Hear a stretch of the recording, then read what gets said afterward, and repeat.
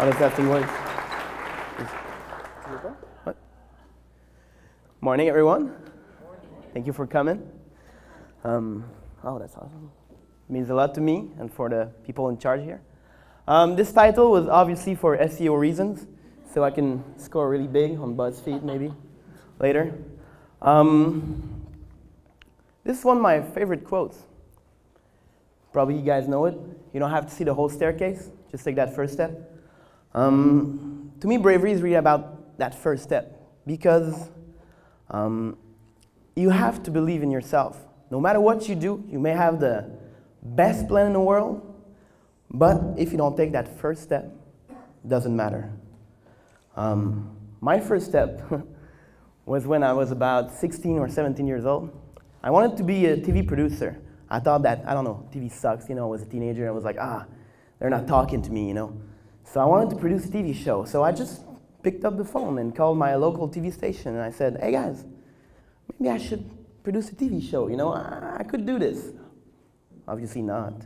And they just said, okay, all right, come back to me in a month and bring a pilot. I'm like, yeah, fine. So I hang up the phone, and I'm like, Dad, what's a pilot? And we got the contract, and finally, I ended up producing more than 100 TV shows for this TV station.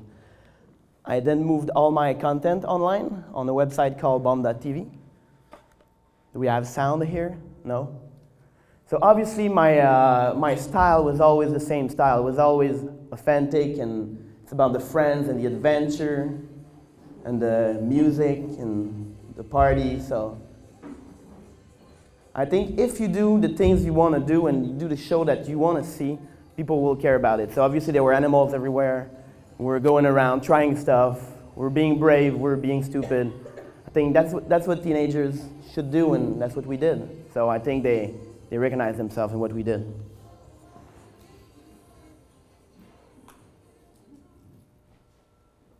These were probably the best years of my life. No, it's gonna be deep. Come on, guys. It's gonna be. It's early in the morning. I'm gonna be introspective here. Obviously, I worked at Sidley for 3 years, where I learned a lot of stuff. I learned how to be a copywriter. I don't know if I made it higher than the junior level, but you know. My new project is called Marmalades. Probably you heard about it. We're trying. My partner is here. We're trying really hard to build this application where you can read ebooks and then click on any word, and it will search on the web, and based on the context of the book, we will find the best content to explain that word to you. So it looks like this. This is a prototype, of course.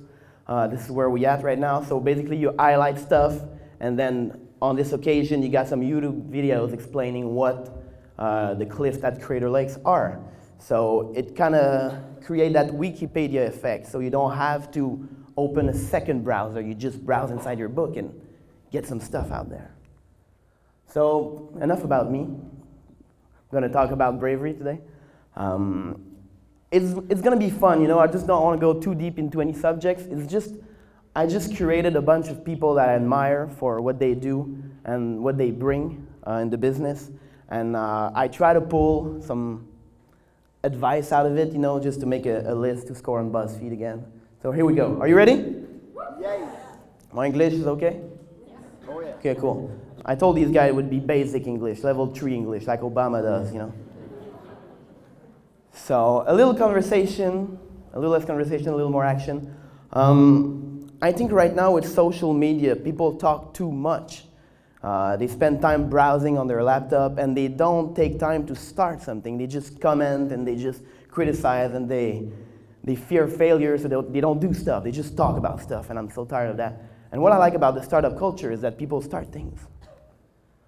these guys at provender.ca, they created a platform to connect local restaurants and local farmers so they can meet, talk together, and bring fresher food to the tables. They saw something that was broken. They saw something that didn't work, and they tried to fix it. These guys, another Montreal startup, Transit, what they do is they take open data and Transport Association APIs, and they create this new application where you can plan your daily commute better in every city in the world. They have, I think, 60 cities on board. That's amazing. So they saw something that was broken, they fixed it. My second advice is do like Mr. Kangaroo do. And what does the kangaroo do? He jumps and he bounces around and he talks to other kangaroos and he gets into a lot of fight. And he always has something in his pocket to share with people. Obviously, this is a metaphor to explain what you should do on a daily basis. Great example is that guy, Gary Vaynerchuk. He's a wine critic. He's on Twitter. He's got 1 million followers, probably more. And what he does every week is that he says that to his people. What can I do for you? Of course, be reasonable. And people will answer to him, and he will answer to them, and he will help them, and he will create some lunch and some atelier, I don't know, to talk with them and help them. So I guess he just wants to be exposed to new ideas and get new people in the loop. And he's being a kangaroo. He's doing like Mr. Kangaroo. Obviously, C2 Montreal here, but I'm pretty sure. I think the people at Silly were doing really fine. I think they were great. But they said, hey, why don't we launch a week-long conference, you know, and invite guests from all over the world, and it's going to take place here in Montreal, and you know what?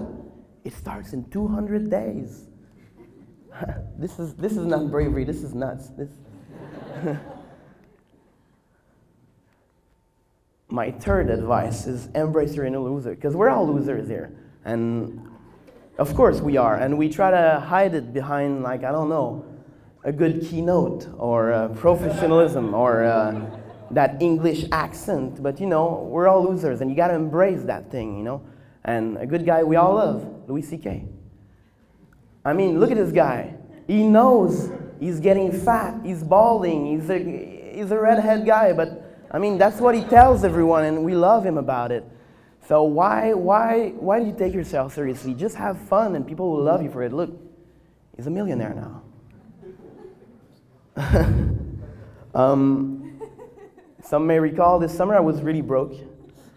So I started to Instagram my lunches under the hashtag repas chaud. And I had a lot of feedback about this. People starting to care. They said, oh my God, don't eat, oh my God. What did you say? I care you get like hepatitis C? I was like, oh my God. People care about that shit. So they started to send me some package at the office. So they started to invite me for lunch, and that was really cool. You know, I was just being a plain loser. I had no money, you know. But hey, I went at Three Amigos. I had like $150. That was awesome. We could not spend the whole money, by the way. We were three guys. We could not spend the whole thing. Tequilas, beers, nope. John McAfee, maybe I should remove that, you know. He's probably here watching. This brings me to my next advice. Ride the elephant in the room. Of course, when you got a flaw, you should not hide it. You should exploit it. You should put it out there. And a good example you all know is this campaign from SmartSet. I think this is amazing. Imagine the face of the client when the creative are like, yeah, you know what? The problem with your brand, that people don't love it. The problem with your store is that people don't like to go there. They say, oh, I got this clothes from a trip to Burlington. You know, of course. They went to SmartSet. And I love this campaign. It's plain honest, and there's a lot of lines that they made out of this campaign. It's awesome. And do they have men's clothes? I don't know. Because I would like to go there. I mean, the clothes look fine. It's pretty amazing. So they took something that was a flaw to them, and they addressed that insight and turned it into a strong point. Obviously, I don't have to talk about McDonald's. You all know that. campaign. They just went full transparent, and that was awesome. I met this guy in Brooklyn. I was in Brooklyn, of course. And this guy had a problem, you know. He was building custom motorcycle. And the problem is that this thing comes so expensive that he was not able to sell it in a garage or whatever. So what he did, he said, oh, wait a second, this is not a motorcycle. This is a hard piece. This is a hard piece. So he started exposing his bikes in art galleries where rich people go in New York and everything. And he started selling them to $100,000 pop. $100,000 for a bike. The last one he sold, he told me, was to Felix Baumgarten, the guy that jumped from space with Red Bull. So I guess these guys have money now. Is it okay up to now? It's cool? You follow? The sound is not too cool. All right. Fifth advice, create scarcity. Scarcity creates value, of course. This truck in New York is pretty amazing because its website, it's only a map and a tweet. It's a map to where to locate the truck. So people love that truck so much that they will track him and say, oh my God, he's on the block. Oh my God, I gotta go. Fuck that. No. So people love it. Scarcity creates value again. This is a good friend of mine started this brand called La Rose Paris. So they're doing high-level fashion 5-panel caps. They sell this to stores for 300 euros. I mean, who buys a 300 euros cap? And they get a lot of PR for it. But the problem is, you cannot buy this cap. You will have to go on specific location. They're super scarce, whatever. You have to go to New York or Tokyo or Paris in selected shops. And people go crazy about these caps. So that's a good way to create value, create scarcity. Obviously, we all know Banksy, but what I love about him is this article that came out on Gotamist. They made this whole article about his team, the Banksy team. They were tracking him. They were taking pictures of him. Like, oh, this guy is running the truck. Oh, this guy is selling art in the park. Oh my God, he's related. Is it Banksy? Is it him? Is he doing this thing? Is he there? Do we know? Does he exist? Is Banksy all these people? So that was pretty amazing. So he's a good artist, but what we like about him is this thing, the fact that the mystery box he creates. When you cry for attention, and I'm guilty, you know, I'm always crying for attention, look at me right now. If you dare jump in the spotlight, you have to deliver. You have to be ready to dance. And sometimes, we all know these people, you know, they're like, I've got this new blog, oh my God, I'm doing this thing, I'm doing this party, come. And when you come, it's not cool.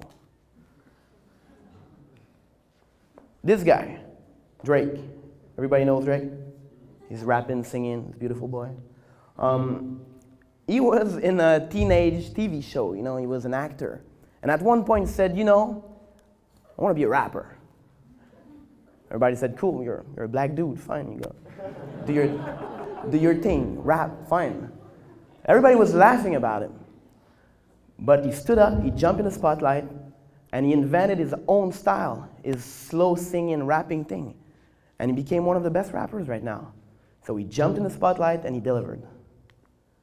This guy, yeah, we hate him, we know, yeah.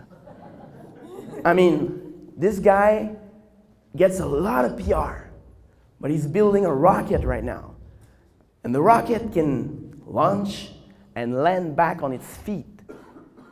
And it's sustainable, it can reuse that rocket. I mean, what did you do today? I mean, and that's one of his 3 companies. Oh yeah, by the way, he invented also Tesla, the electric car company, and he runs also many other products. Speaking of rockets, I don't know how to call that one, so I just said do sustainable marketing, which looks amazing. I mean, good buzzword. You can hashtag me on that. You should do this, do sustainable marketing, guys. It works. Now, what I mean by that is try to think of ideas that can be reused, stuff that you can create, some kind of device that you can reuse, and you don't have to put new money inside it. What I did not love about advertising is the fact that we were creating campaigns and was working with quarters. So you have to invest money, create a new campaign, put it out there, buy media, and start all over again. But if you do stuff that's reusable, that's funny. And everybody will laugh about this, but this is probably the best idea I ever saw. At Ashton, it's a restaurant chain in Quebec. I'm from Quebec, of course. And these guys, in January, when the weather is -20, the poutine gets -20. So the colder it gets, the lower the poutine is. And that's stupid. I mean, they've been running with this for at least 10 or 15 years, I don't know. That's crazy. But people talk about it. Oh my God, it's -30. Oh my God, I gotta go lunch at Ashton, you know? All of a sudden, weather don't suck. And that's amazing. People expect that. Another good example is, oops, sorry, shut up. Sorry, roll up. I mean, I hate Tim Hortons. I don't know why. Sorry if there's some clients in the room. But I will go out of my way to buy this when it's the promotion, because it's amazing. That magic moment, it's in the morning, you're alone, you're in the subway, you're just like, just try again. It's try again, but you're like, oh no, next time I'm gonna get it. When I get out, at lunch, I'm gonna get another one. That's crazy. All the services you find online are based on these kind of practices. Some referral programs or some acquisition of customers based on loops. Dropbox is a good example. Every time you share to people, to friends, you get more space. That's super basic, you know? And it's like the opposite of what marketing usually do. Because what they're doing is the more user they get, the more they can get. So it creates that kind of viral effect, of course. So the more people you get inside, the less expensive it gets to get more. So that's fascinating. So we should do this, but with advertising and other stuff we could do for brands. This one is cool. Shut up and listen. Okay? This is my father. And he did not know he was here, but he's here. He's in the room right now. My dad is the original swagger, you know. He drives a Jaguar. He has this fabulous haircut, just like me. He tells jokes. He works in the real estate business. He's a funny guy. And when I was younger, you know, I was always walking with him, and he was talking to everybody. Was talking to, shaking hands at the hockey game, you know, doing crazy PR action. I was like, oh my God, so annoying. But I realized that at one point I grew up to be exactly like him. And what I learned from him is, if you're kind to people, and if you listen to them, they will tell you exactly what they need. They will tell you what their problems are and how you can solve them. So if you're kind to people, you shut up and listen, you will never be out of job. And that's a pretty good advice. Thanks, Dad. Other great example, these guys at Guru, energy drink. They tried to attack the US market, you know, and they realized they did not have anything to say to the US market. They were brand new out there. They've been here for like 10, 15 years. But out there were no one. And you come in a local deli and there's a rack and there's so many energy drinks and you're like, oh my God, what are we gonna do? So they just said, okay, fine. We're gonna shut up, not talk about ourselves, but talk about cool people that have good vibes and send good energy into the world. And we're gonna curate them and put them on a blog. So they shut up, they listen, and they talk about people. And the best way to get people to talk about you is to talk about them. That's stupid, but that's it. That's cool. Oh my God. Stop the umbrella douche. When you go to an advertising party, there's always this kind of cool marketing consultant, you know, he's got that swag, he's got the umbrella, you know, he's super cool, you know. He's wearing New Balance, of course, because he's so unexpected. And he's having this Manhattan, you know, he's not drinking beer, no, I'm having a Manhattan, you know. Fuck! People must stop taking themselves seriously. You gotta have fun. Don't be that umbrella douche, you know. Don't take yourself seriously. Just interact with people. If you don't want to be here, don't be here. Just don't be there, you know. Sorry, it's really a personal thing. We all know umbrella douches. Take this guy, Chad. Is he here? No? No, didn't wake up. Chad works with us at the office, you know. He's a swagger too, but he's getting older. But he did not take himself seriously. He said, for my next job, I'm gonna join a startup. Why? Because I think I can learn from them, and they can learn from me. So instead of going in an office in the US and working in a boring bank or whatever, he came with us. And look at him. He works in our crappy office, papers everywhere, hipsters, skateboards, bicycles, art directors that don't speak English. He speaks English. So he's a funny guy. If you see Chad, you know, give him props. He's cool. He's a cool dude. And he's got that Peter Pan syndrome also. When I talk to him, I talk to me. There's no difference. There's no age barriers, you know. We can talk about girls. Of course, he doesn't get them. I do.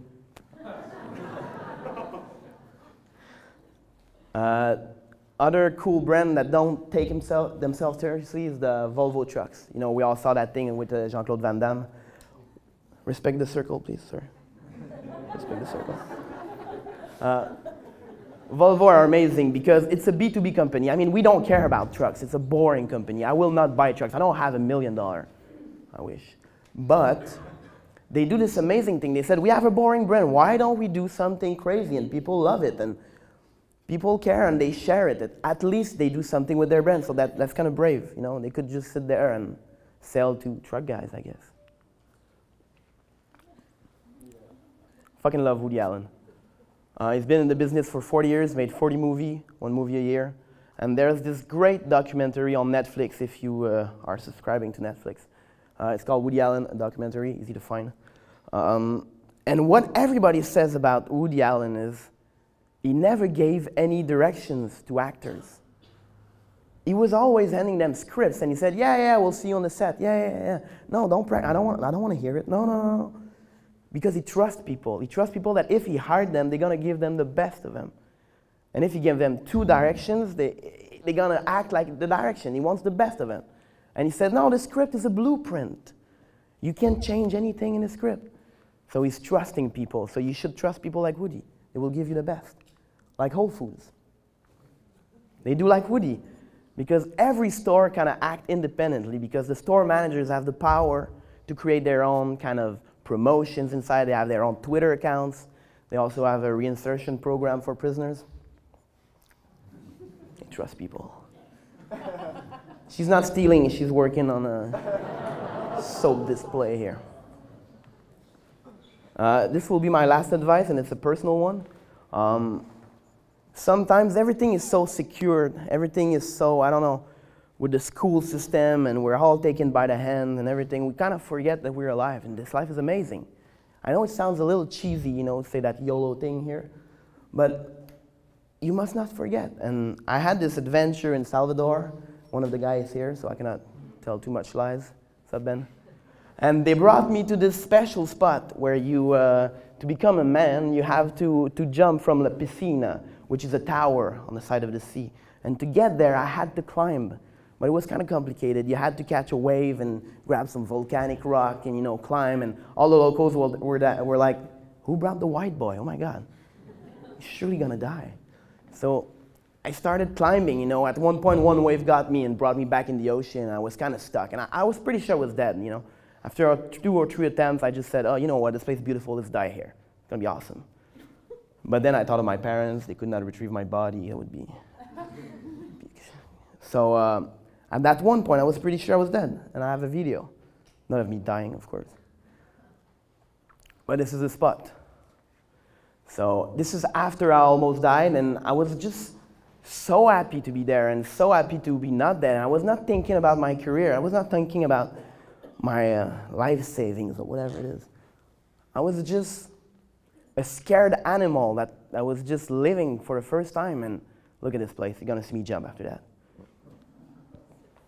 And I took the jump, and it was awesome. It was a beautiful day, and I ate the best tuna I ever had this, and we fished. It was awesome. So great trip. So never forget you're alive, and never forget that, you know, life is short, and you should do the things that you want to do. This was amazing. Oh my God. You see how cold it is outside? So I want you to be brave now. I hope this inspires you. I hope that it's a little bit funny, and I hope that you're going to at least try stuff, talk to new people, get some new friends, because it is only when you start to play with fire that you can make fireworks. Thank you very much.